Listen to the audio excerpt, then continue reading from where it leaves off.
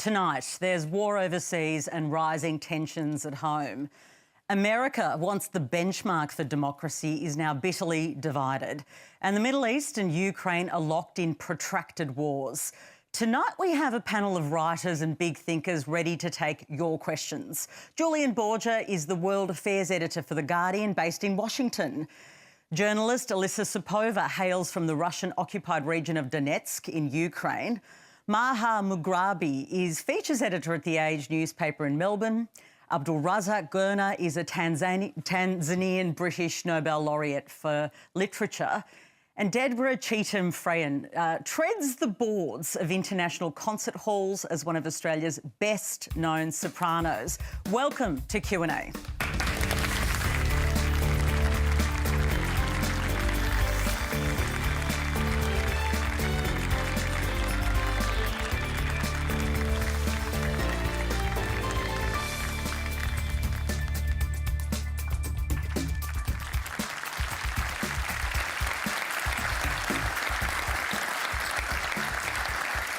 Hello, I'm Patricia Carvelis. I want to pay my respects to the Gadigal people of the Eora Nation on whose land we are meeting.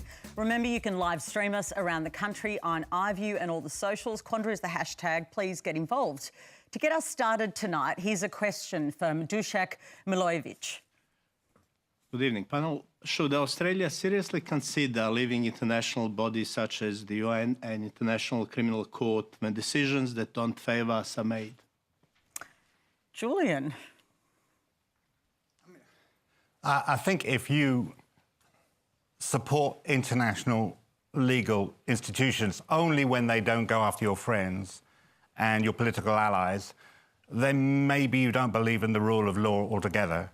I mean, that's the basis of law, isn't it? The equality before the law, individuals, governments. And I just think if you try and figure out what advances we've made as humanity since the Holocaust, since slavery, since colonialism. I would point to the UN Charter and the aspirations in that, and I would point to the ICC and this idea that we as humanity will not put up with certain crimes. They are crimes against humanity. And this is something that protects us all. It may be a kind of rickety, underfunded, frail protection, but it's all we've got. And I think if you're prepared to give that up for political advantage, for your political allies, then I think that's just the height of short-sightedness. OK, well, there is a debate, as you know, in Australia about that at the moment. The opposition has suggested perhaps pulling out of the ICC. I just want to go back to you, if I can, Julian, because one of the arguments is that the prosecutor's decision to announce the applications together for the two Israeli leaders, the Prime Minister, the Defence Minister and the three leaders of Hamas at the same time, put them on a level playing field. Do you think that optically that was a problem? No, that's his job. His mandate is to look at the crimes committed on a certain territory by all parties. That's literally his mandate. They're not accused of the same things. There's some overlap, but Hamas are accused of rape, torture, holding hostages, crimes against humanity and war crimes. Israeli government primarily is being held to account for the use of starvation as a weapon of war against the civilian population. They are very different. They are different charges, but on the question of equivalence on the basis of the announcement being at the same time, can you see that the optics will look mismanaged? Again, it is his job to address crimes committed by all parties on the same territory. He doesn't really have a choice in the matter. Alyssa, how do you see it? Well, isn't the equality of everyone in front of law one of the basic assumptions of law? So if we say that, oh, these two people, yeah, I don't see the problem here. No, I think it's. I think the term moral equivalence is an insult to people's intelligence. I think if you had on the same docket on the same day a person who was a career criminal and a person who was being charged for the first time, the person who's being charged for the first time and the career criminal are not morally equivalent. The only equivalence that they have is that they're both subject to the rule of law. I think what really outrages the United States and Israel about this decision is that for the first time, Israel has to be accountable to someone other than itself.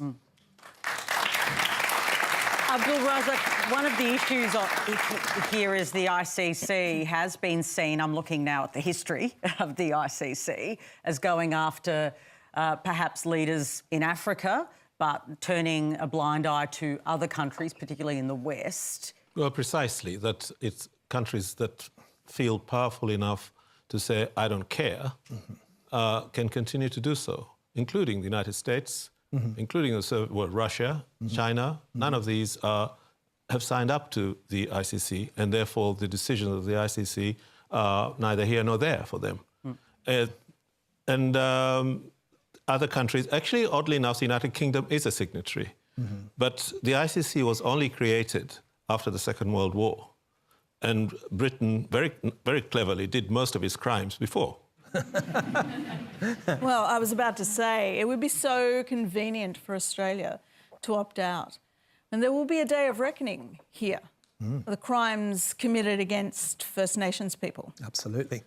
And I think at a time when we have a truth and telling and a justice commission and treaty in several states, while that's still on a path to success, I think that's what has actually prompted this statement right here from at home.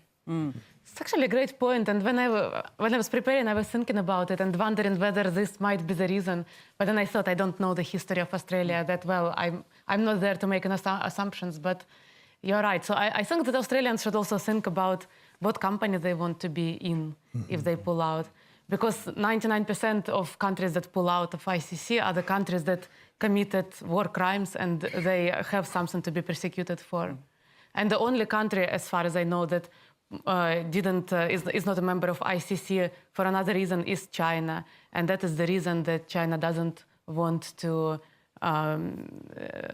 persecute its partners who might have committed crimes. So do we want and to... the United States, right? So United States in the first bucket, right, who doesn't want to be persecuted itself. So basically, you have to choose the company you want to be in. And in fact, there is now some agitation in the UK, particularly from the right, to say, let's pull out, because they don't like the fact that somebody dares to say that whatever they do is somehow wrong.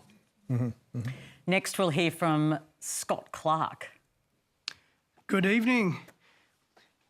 Is it fair to say that Hamas's actions on the 7th of October has positively changed the narrative of the Palestinian cause and the way it's viewed by governments around the world and in Australia?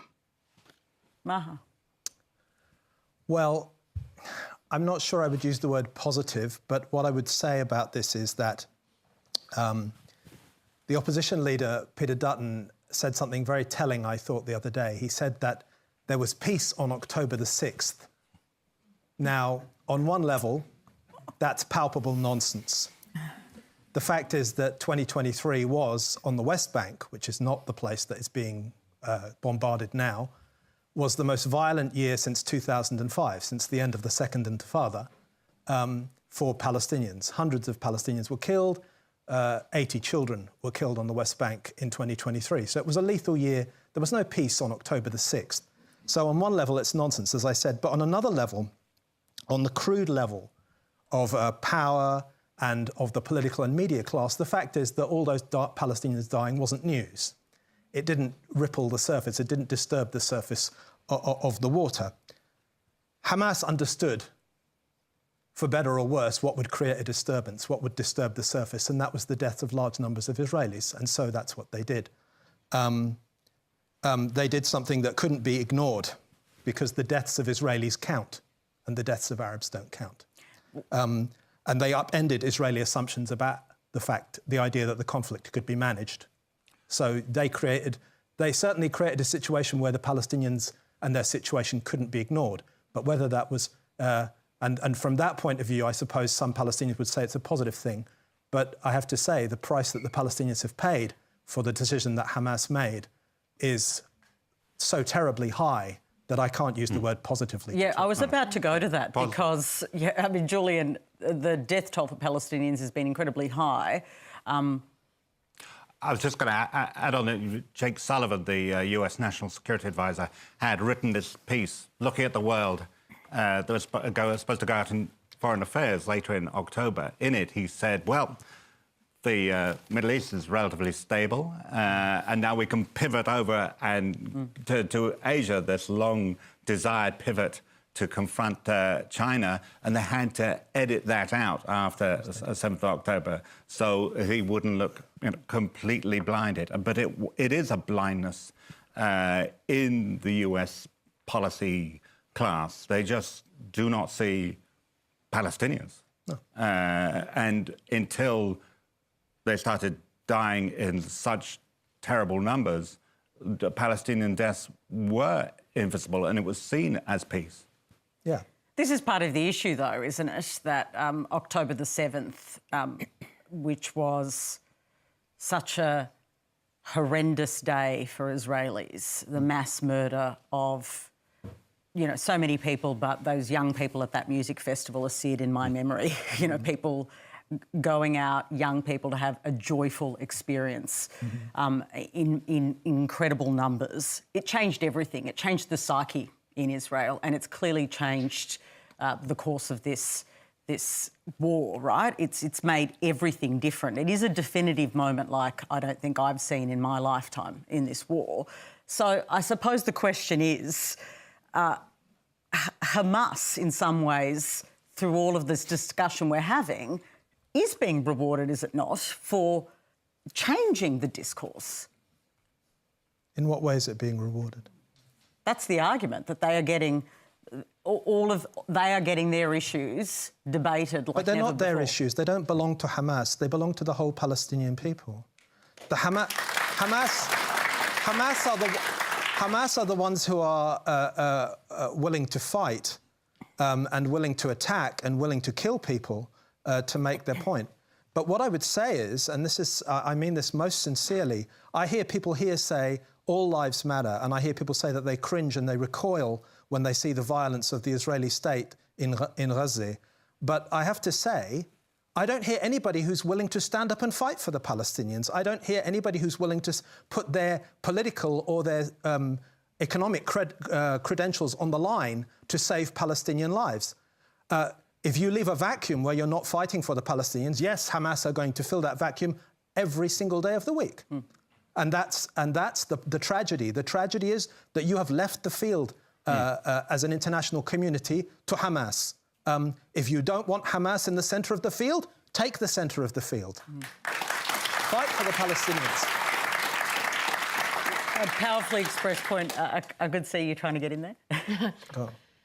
Yeah, I mean, speaking of change and possible changes of the narrative, I cannot believe that with all the talk about what is going on, we're still conflating Hamas and Palestinian civilians, which is kind of logical fallacy that is deployed by purposefully, I imagine, by governments whenever they need to make this point.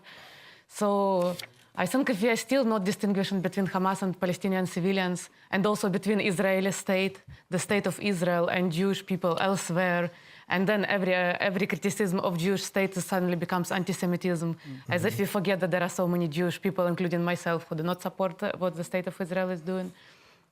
Then, so even if we are still committing so easily this very simple logical mistake, I don't know if the narrative has really improved. The point about the conflation of, you know, the government or the structure with the people is a very important point, I think, Deborah, because that has happened as we're having our own debates here, very far away, but about our views on the war and the way that we should express them. There has been kind of motive put on people based on their cultural or religious backgrounds. How do you reflect on the way we're having those debates? Well, October last year was a devastating month around the world and here at home. I was standing on stage in Melbourne on October the 14th when the nation decided that First Nations people would not have a voice to Parliament in this country. I kind of thought that that was going to be the result. I didn't hold out much hope. But 65%, that was really devastating.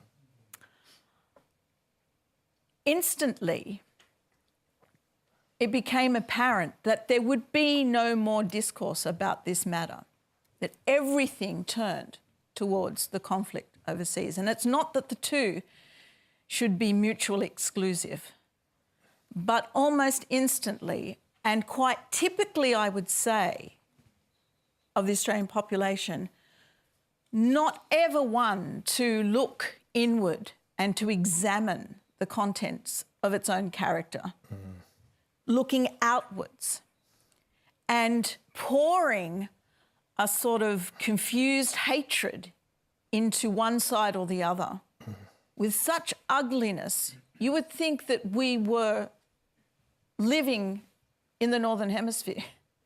It's not that we shouldn't pay attention, it's not that we shouldn't be informed, but it's almost as if we cannot look at our own crimes against humanity here. And there'll be those who'll rush to their keyboards right now to shoot me down in flames, but I'm not talking just about First Nations people in this country, I'm talking about everybody. Everybody who came here since 1788. Because what diminishes First Nations people in this land diminishes us all. Yes. And the fact that Australians have struggled to understand that is being lived out on the streets right now with people who are protesting with very little information, I would say, on occasion. There are those who are informed and there are those who are jumping to a set of conclusions that if they were asked to explain what's actually going on and the history of this space that is being contested and those lives that have been lost in that space, they wouldn't be able to explain it to you. We'll keep this discussion going with a question from Patrick Quinn. Thank you. Given that the phrase "from the river to the sea" has been deemed anti-Semitic, and any criticism of Israel, that's the state, not the Jewish people themselves, gets called out as being anti-Semitic, even when Jewish people do it.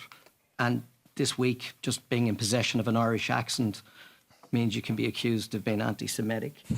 Can we trust our legislators with the new anti-vilification laws that they are proposed to not misuse them, especially given the way we actually managed to not look after our whistleblowers?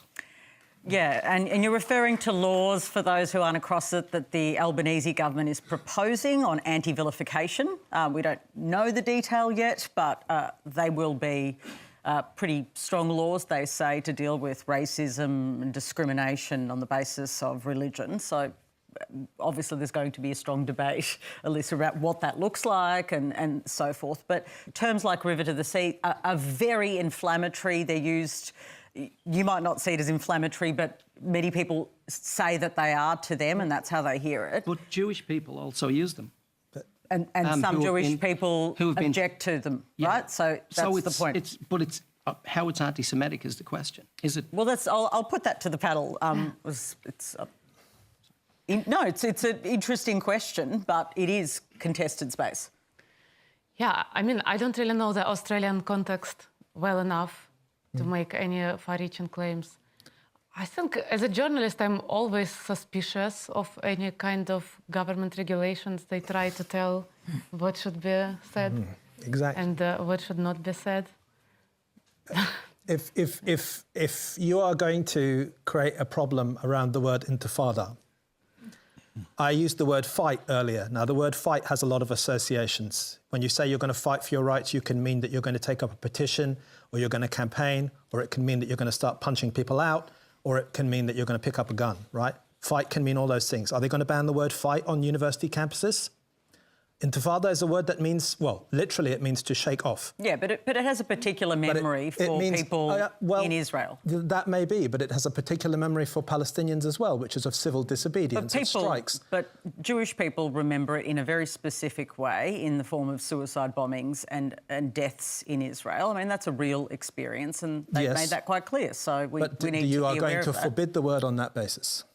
You're going to forbid the word on that basis. I'm not forbidding anything. No, but I mean, having a good discussion. But if the government moves to do that, if it makes one community's view on a word the metric, one community that here enjoys more political power than the Arab community does at the moment, where does that end precisely? And can I just say about the river to the sea, because this is very important. This is very important. I will say this about the river to the sea. The river to the sea is about geography, okay? It's about the Mediterranean Sea and the Jordan River, okay? Now, between those two geographical features at the moment, what we have is a Jewish supremacy. It's a regime of Jewish supremacy. That's what we have right now. Freedom Well, it's the Israeli state. Well, no, it's not the Israeli state, because in the occupied territories, the Israeli state is suspended. It's a military occupation. So it's a Jewish supremacy from one side to the other, a state that privileges Jewish existence over Arab existence. Now,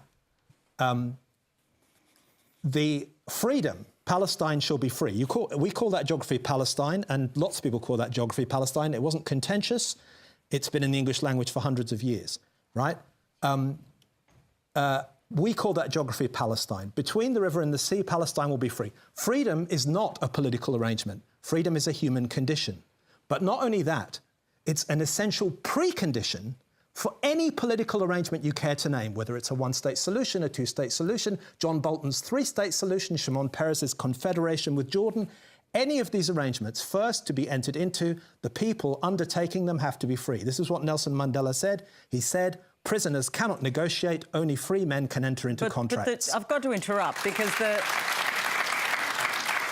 chant does not talk about everyone and equal rights. It says from the river to the sea, Palestine will be free. Yeah, so it refers to one state, does it not? It refers to a geography and freedom within that geography. All right. Deborah, obviously you know that many Jewish people have expressed, certainly in this country, I have heard them, we've had them on the panel, I've countless times, that when they hear that term, they hear it as a genocidal statement. That's how they hear it. Yes. And, well, they have a right to also express how they hear it.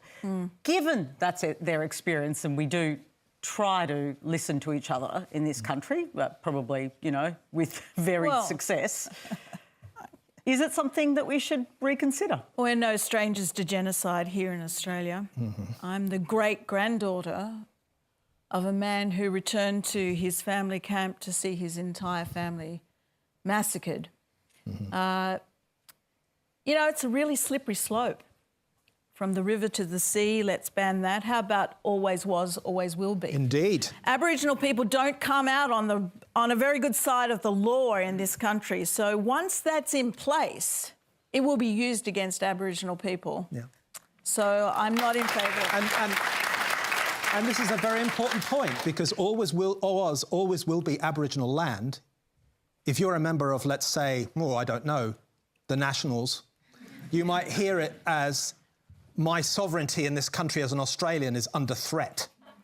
Always was, always will be Aboriginal land. That's a question mark over the sovereignty of this country, is it not? Well, that's already happening. The Nationals have banned any more expenditure on acknowledgements the Victorian State Nationals in opposition have just passed a motion. Yes. Just clarifying the details, because they're not actually in government, but that's what they've suggested. No, they're not. But when you say always was, always will be Aboriginal land, right, you are saying there is a question mark over the sovereignty of this country. Well, Abdul Razak, there are questions, though, around the language we use. We constantly have debates around language that's acceptable when we're talking about questions of race, gender, sexuality, because the legislation, can I say, we're talking about anti-Semitism, but it's going to be more far-reaching for those. We just haven't had the other parts of the discussion yet.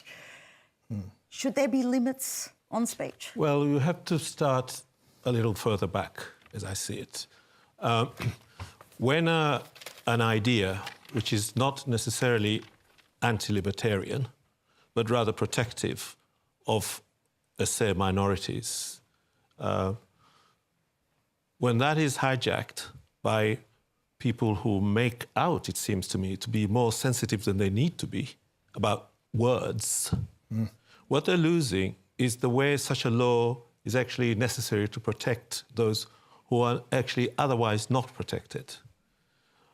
For example, when such a law was introduced in the UK, say, the Race Relations Act in the 1960s, it was still possible, before that law came in, for important people to stand up, important in the sense that they have an audience, a national audience maybe, or in any case an audience large, to stand up and say quite obnoxious and cruel and in many respects provocative things, provoking other citizens into aggression, and to not be reprimanded or to be stopped or to be accused of anything. But after that law came into being, with a lot of protests from many different areas, then this became something criminal. You could be prosecuted for doing that. And so we don't have that language anymore. Whatever people say when they're at home or behind, in their own private spaces, they can't stand up and publicly announce aggressive, nasty, mean things about other people, or indeed women, or indeed for people of different sexual orientations, and so on. So in itself, the idea, the rationale for it, it doesn't seem to me to be necessarily anti-libertarian. It's what use is put to, and how much control can be put on it. So when people get upset about from the river to the sea and say this is anti-Semitic, this is a kind of nonsense that then makes those kinds of laws authoritarian.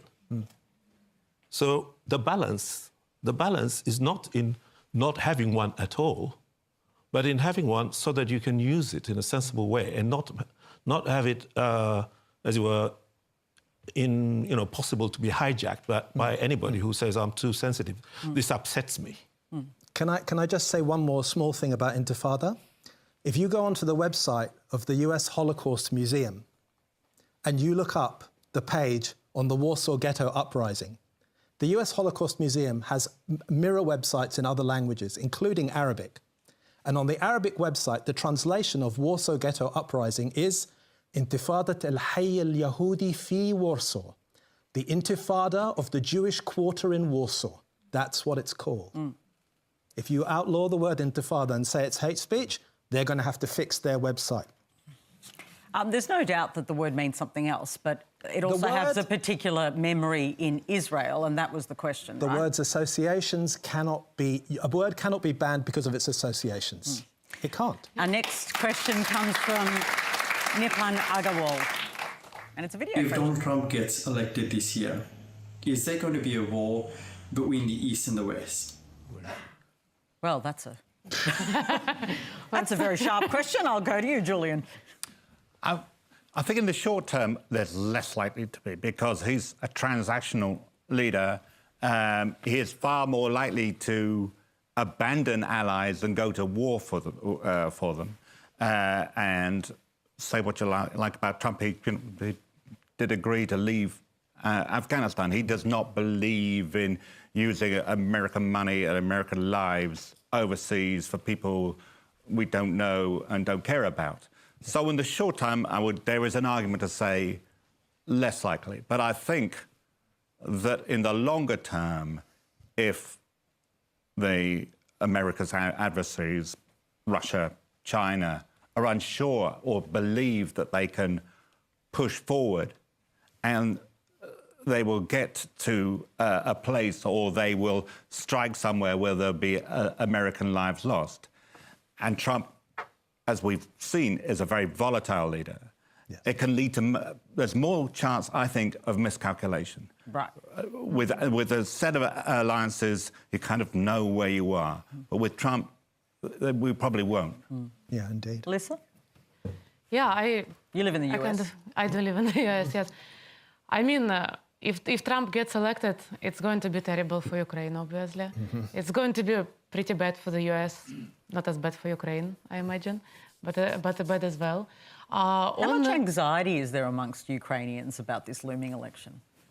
There is a lot. There is a lot, and it's connected to our understanding, Ukrainians' understanding that unfortunately we are in this kind of pretty humiliating position where we depend on everything from abroad, and we are getting a lot of kind of drop feeding, and it's enough for any change to close this drop feeding. So it's bad for us. I don't think that it's. I agree with Julian that in short term, I don't see it happening because Trump is a lot of in a way, in his idiosyncratic way, he's an isolationist, and and also he seems to like Putin. He seems to kind of. He admires him. Not. Let's face it. Yeah, but he doesn't seem very keen on fighting him. Not at all. No. Right. Abdul Razak, obviously, I feel like throughout this year, and I'm sure the audience and people who've been watching would relate to this, everything has really been couched within the prism of this looming US election and the way it might reshape the world. When you think of Trump, and we have these discussions about colonisation and the kind of consequences of it, he is very protectionist and it's inward-looking. How do you see the US's reach in a sort of second Trump presidency? Well, the US generally is terrifying in its global performances, I suppose. I mean, if you think only of what happens between the US and Europe, that seems to be something like a kind of a civilized exchange or encounter. But for many places in the rest of the world, the US is just a mortal beast that does what it wants. I don't know, we don't know how many military bases there are in the world, and in Africa, in Asia, in the middle of oceans, in the Antarctica, anywhere you like. They do what they like. So, and I think of that, and I think of Trump as the man kind of with a word to say about any of this. It seems to me even more terrifying. The unpredictability of it, what Julian referred to, but anyway, we've seen that already. But there are also other ways in which I find the idea of Trump as the President of the United States terrifying, domestic as well as international. It isn't just the war between East and West. That probably is not going to happen. But other things will happen. The persecution of migrants, for example. Absolutely. The various almost demented way in which he speaks about Americans, fellow Americans who are not on his side. Sometimes you think, how is it possible for anybody to vote for Trump? Yeah, I just want to throw something in there, not absolutely to say that Trump would be good in any way, but just something to add to Trump's volatility. In the Cold War, there was the theory of madman theory, right? That actually the best strategy for the United States vis-a-vis Soviet Union would be to act as a madman, like who can pull out of it tomorrow or go all in tomorrow, so that people in the Soviet Union are not sure what to expect and just try to keep it low. And it feels like in some kind of weird irony, back there. many years later, America is actually getting the madman.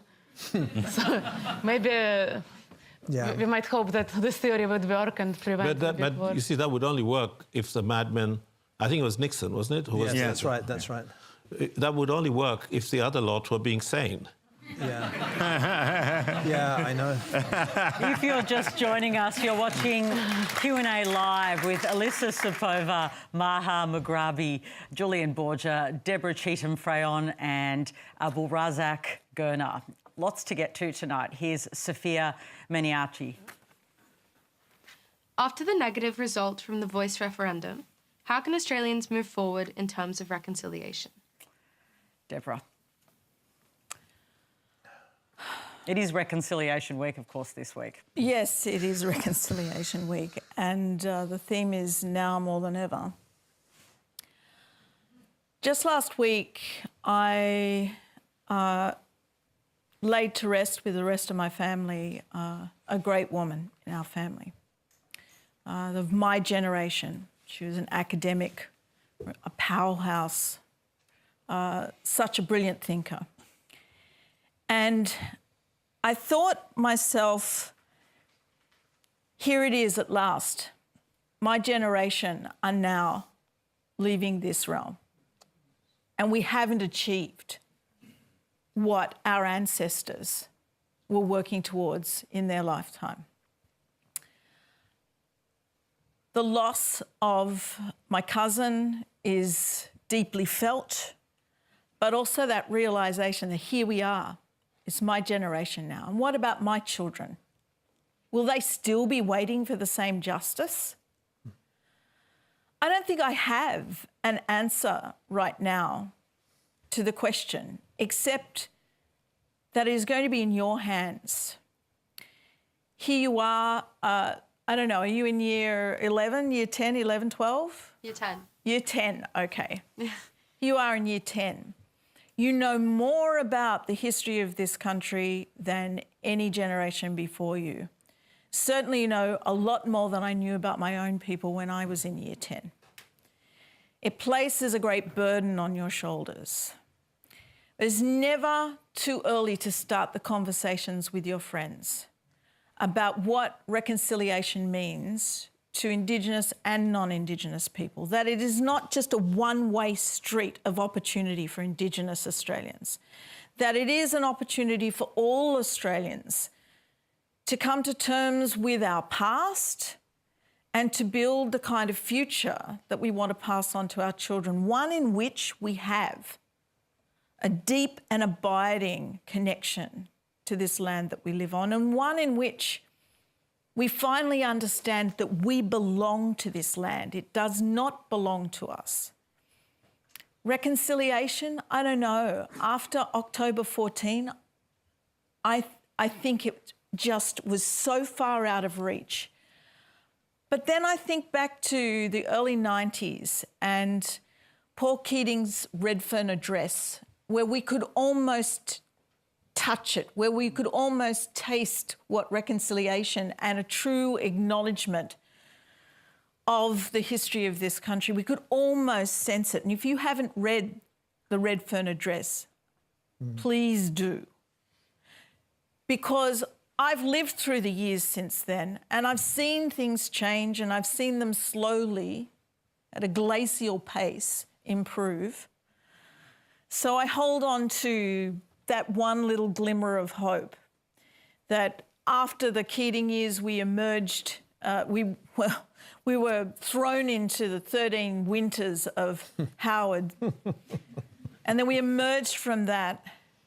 But I don't know. I think until we have Indigenous leadership in this country, we're never really going to see the change, because we're asking the people who inflicted it all on us to make the change. And I don't see it happening. Sophia, I want to bring you back in if I can. I just want to know what motivated you to ask that question. Well, during the actual time of the voice referendum, before it came out, I was attending a lot of seminars and stuff. And by the way, based on what I had heard at those, I definitely thought that a yes was inevitable. So I was so shocked, especially by the majority no. And I just thought you would be a really great, source of information for me. And yeah, I feel a little, I'm trying to think of the word. It's crushing, honestly. And yeah, I feel lost. There are a couple of things there. One of the really chilling articles that I read in the aftermath of the referendum result was the correlation between massacre sites in Australia and the no booths. And you can basically put a map of the no booths on top of a map of massacre sites. So nothing has changed there. Or very little has changed. And I think what Australia woke up to on the 15th of October was the reality that Indigenous people, and basically people of colour in this country, not just Indigenous First Australians. But we woke up to the reality that First Nations people and others who are on the margins live every day. The kind of racism that I face daily in this country, people struggle to believe the kind of racism that I face every day. And yet, I don't know, I was still crushed by the 65%. I just want to go back to something that was said earlier, and it's not exactly on your question, but I want to dispel a myth here. I've never seen America as the benchmark of democracy. I haven't. It's one of those myths. Ask the first people of that continent if they think that America was the benchmark of democracy. Most definitely not. Native American Indians struggle today for recognition. I think we just build up these stories and we just accept them.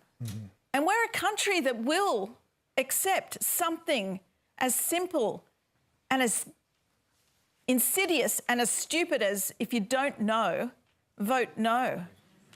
Yeah. Next, I want to hear from Scott Cochrane. Hey, in the past week, we've seen Australia's richest person take exception to an Indigenous artist's portrait of her appearing, amongst others, in the National Gallery of Australia.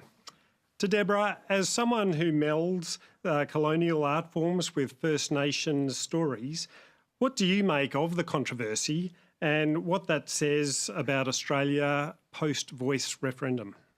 Okay, so this is Gina Reinhardt and the reporting actually in your newspaper about pulling the image of her in the exhibition. Well, first of all, I personally do not believe that opera is a colonial art form. It's another one of those myths that is built up that somehow it was invented in Italy 300 and something years ago. Sung narrative, painting up and putting on costume, sung story, that was invented here in Australia something like 2,000 generations ago.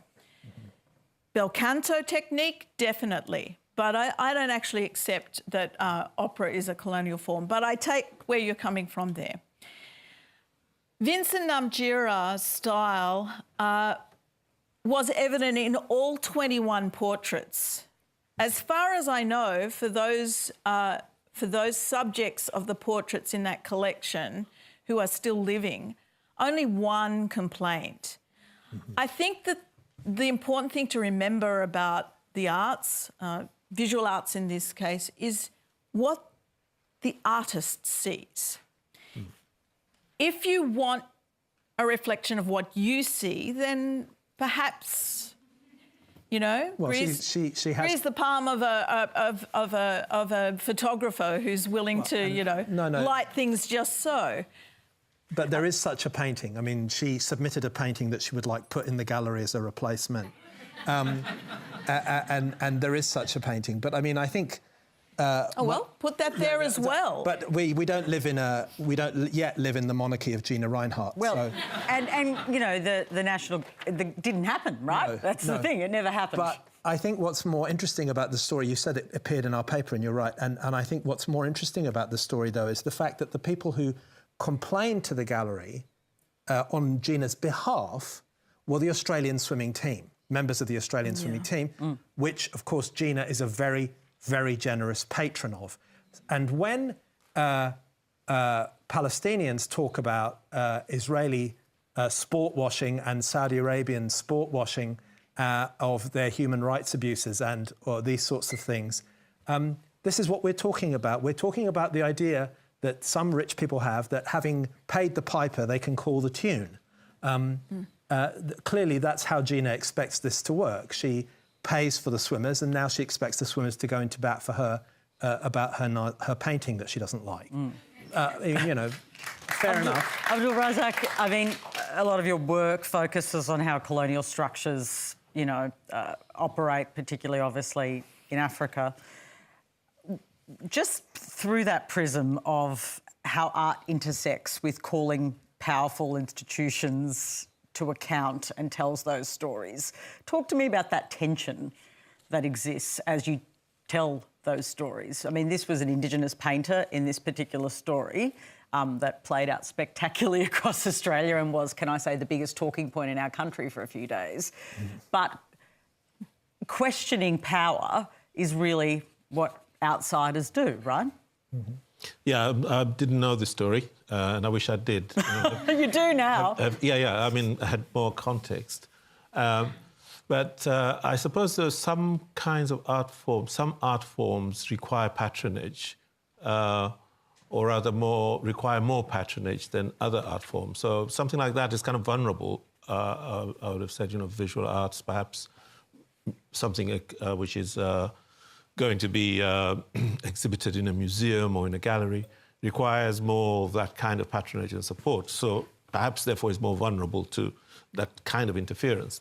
There's very little you can do to prevent words being said and written. You see, this is so it's rather different there. I suppose it could affect publication and distribution, but it's a little bit harder to do, I think. Have you ever felt censored? Well, I think that has increased publication. Okay, so there is that as well. There has been a public funding drive to raise enough money to actually put this image in Times Square. And they have raised the money, and Vincent has agreed to it. Yes, yeah, has but been successful. So it's going to be out there, Gina, I'm sorry to say.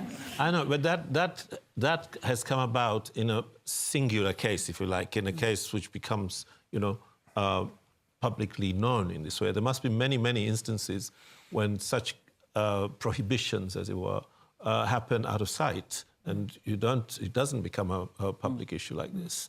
You were going to ask him, has that happened to you? Thank you. Thanks, Maha. No. As far as I know, nobody has said, shut that man up. No. Well, we have not shut you up once. Let's hear now from Paul Hoy Nguyen. Do you think we have provided enough financial support to Ukraine? And should Australia do more to offer financial aid to Ukraine? Oh, well, to my knowledge, Australian support to Ukraine has pretty much fallen in line with otherwise Western.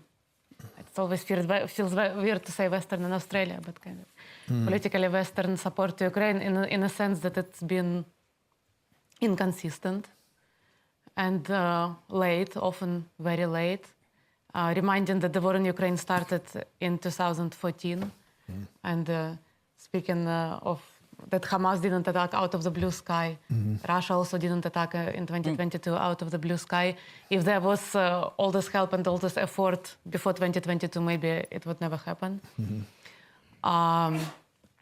Speaking of Australian support, ironically, just today it's been in the news that Australia basically denied Ukraine a shipment of coal that Ukrainian government asked for because our electric and heating infrastructure is severely damaged and we need it for the winter. And as far as I understood, the reason cited for the denial was that that would go against Australians' aspiration to reduce fossil fuel use. And, as somebody who has lived under Russian occupation, I really appreciate Western-style liberal democracies. But also living in one of them now, I see how much of not just politics in Western liberal democracies, but also public discourse around this politics, how much it's full of feel-good politics and not do-good politics. And so I find it very ironic when two feel-good kind of approaches of, we feel good about environment, not using fossil fuels, and we want to also feel good about saving little Ukrainian children, from freezing in their beds. And then these two things collide, and then we don't know what to do. So, I'd like to say to Australian audience, if you want, to have your cake and to eat it too, and to get both, then no. And if you want to really help, real help often comes with some sacrifices. It's not just about, feeling good. So the question is what you're ready to sacrifice. Is it about aspirations for fossil fuel? Is it about relationship with China, perhaps, you know, and trade relationship with China? What else it can be? But it's hard to not do anything significant, but also feel good. Paul, is there something you're passionate about? I think Australia should do more because, you know, as a matter of principle, we should protect our allies. And obviously we can't let Russian rock stack keep invading. And if Russian success, then what happens to Taiwan? So really, as a matter of principle, we've got to do our utmost. So you see it as a principal kind of test case almost, so that there aren't other states like China incentivised? Yeah, in the same way, if North Korea, you know, attacking South Korea, the American, our ally, have the responsibility to do their utmost. You know, this is a big test. And you don't feel like we're doing enough? I think we can do a bit more. I mean, Penny Wong didn't respond, so we should do our utmost. No, yeah, I agree with you, especially at the point that Australian, perhaps especially, but generally Western support to Ukraine often lacks kind of grander strategy of what we are doing and why we are doing it, and why it matters. Because a lot of, like it's very ambiguous. We're getting a lot of mixed messages. Like, oh, on the one hand, guys, you're fighting for all of us. You know, it's not just Ukraine's personal problem. You know, you're fighting for the Western world. For the Western world. On the other hand, it often feels like you know, like we are getting help out of charity, you know, or just like out of some good-heartedness, and then. Like this coal story is just one in a series. Yeah.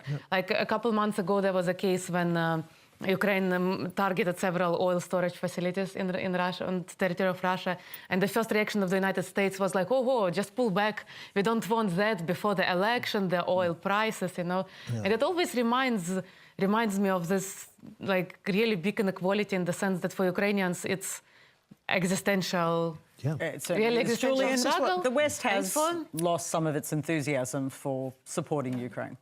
Yeah, or whether it had it in the first place. I mean, it always seemed to me... Well, it talked big at the start, right? Yeah, I mean, looking at it from Washington, where I'm based and where I live, there was a sense of, OK, now that they held off the Russians at the gates of Kyiv, we're going to support them in defending what they have. But there was this fear that there would be, you know, catastrophic success on the part of the Ukrainians, and they'd go into Crimea, and Russians would get really angry, and there would be this war, there was this threat of a wider war. And so, for a long time, the US, who are, let's face it, are the biggest suppliers, was supplying just enough for Ukraine to survive, but not to win. And the consequences of that is a limbo in which many tens of thousands of people have died. I mean, that's exactly right. I mean, this is... we had an interview with Zelensky in the paper the other day in which he said everybody worries about escalation. Everybody talks to me about escalation and we should avoid escalation. He says, but the escalating number of dead Ukrainians doesn't seem to matter in that calculation.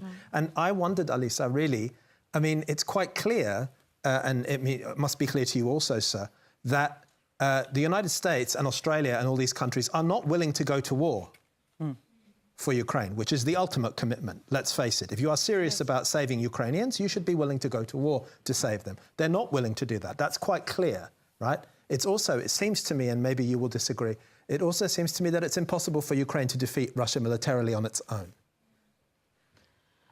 I guess so. So we are really stuck. This is limbo in a true sense, right? We are between saving Ukraine and it being able to save itself. And I wonder then, what do you do? What is there a political horizon? What is the strategy? Well, I don't know what is the strategy, but I think we keep returning. Actually, we spoke about it. Julian mentioned it in relation to Trump. We just keep returning, I think, to the problem that whatever united or not very united West is, the global strategy is kind of very short-sighted or absent. And so with Ukraine it's very clear, so okay, let's do something to pull through this month, and then we don't know. But what is the outcome that you as a Ukrainian could accept? Well, that's a very good question because my position here aligns with the position of Ukrainian government, and it's a very rare case, actually, because I disagree with the Ukrainian government on many issues. But the Ukrainian government says that we want our whole territory in the borders of 1991 back. And I agree about that because I am from that territory that was taken in 2014. And so, you know, in the US, they often propose Ukraine like, oh, just give away some land for peace. Or why don't we make it like Korea? Look, South Korea lives great. And my reaction to that is, no. Excuse me, what about North Korea? Yes, indeed. What about those guys like me who are from North Korea? Just like suggest to dump us, you know, somewhere there for the sake of pushing it under the rug. And, but what if, and also, I mean, the idea that Putin would take a certain amount of Ukraine and say, right, and that's enough for me now. That's a delusion. Sort of, it wouldn't be consistent with his character. Our final question is from Shireen Al-Shala. Hi. So this question is to the panel. I wanted to ask you how you balance the personal and the cultural when you are writing. So how much, when you are or doing your work, how much do you see yourselves as writing personal stories or talking about personal things, and how much do you see yourselves as representatives of your communities? That's a really good question, Abdul Razak. Yeah, I don't see myself as representative of anybody. I see, of course, that doesn't mean that I'm a lone voice. It means simply that I'm not on a platform to speak for others. I speak just for myself. But I don't live on an island on my own. No. So what I care about and what strikes me as unjust or something worth speaking about, no doubt strikes others as well. But it's important, it seems to me, to be able to say that I don't speak for anybody else. And my voice, therefore, is not one that is, you know, silencing others. I speak for myself. And if it echoes or resonates with others, well and good. If I happen to be out there speaking, shouting into the wind, too bad. That's what I think. Yes. Yeah. Julian, you've written recently, in fact, that's why you're here at the Sydney Writers' Festival, about your own family's Holocaust story. Reflecting on that question, do you think of it as an individual story of your family or the broader, you know, Jewish story that is clearly, you know, replicated in so many families? I think I started out because of the nature of the book, where there were these small adverts in the Manchester Guardian advertising Jewish kids from Vienna looking for people who would look after them so they could be saved. And I was excited about the stories of these different children. But once I decided to write the book, it became clear that I actually also had to write the story of my own family. And if I was going to tell it, I had to tell it warts and all and honestly. And I found that, especially as my whole life has been to be out of the picture and be a reporter, to some extent, that's always a fiction, that you're always kind of in the picture that you're observing. But that was my training. So that was the hardest thing to me, certainly. As a journalist, to tell your own story. to use, I always, hate the word, the use of the first person pronoun. Yeah. And that was the hardest barrier to cross, yeah. That's really interesting. Deborah, I'd love to end tonight's discussion with you, because you're here on Reconciliation Week, and that question really about the way you storytell and your work and representing, it's so important to represent, but how do you view it? When you come here and you're speaking, do you feel that kind of community representation obligation, or do you come to us just as Deborah, the incredible soprano? Well, I agree with my colleagues here that I speak for myself, and if there is resonance, then that is important to acknowledge as well. I think it must be personal. The undifferentiated other has allowed for the greatest crimes against humanity in the world. That's right. And so it really must be personal. And as truthful as you can make it. And in finding that truth, you'll connect with others and hopefully strengthen our society through it. Really powerfully said. And that's all we have time for. Thank you to our incredible panel, Elisa Sapova, Maha Mugrabi, Julian Borja, Deborah Cheetham-Frayon and Abdulrazak Gurna. Now, Alyssa, Julian and Abdulrazak were in Australia for the Sydney Writers' Festival, and thank you to all of you for sharing your stories and, of course, your questions. Next week, I'll be with you live from Sydney. Head to our website to register to be in the audience. Joining our panel, Nick Bryant, Michael Gowenda, Jennifer Robinson and Jonathan Biggins. It'll be a great show. Good night.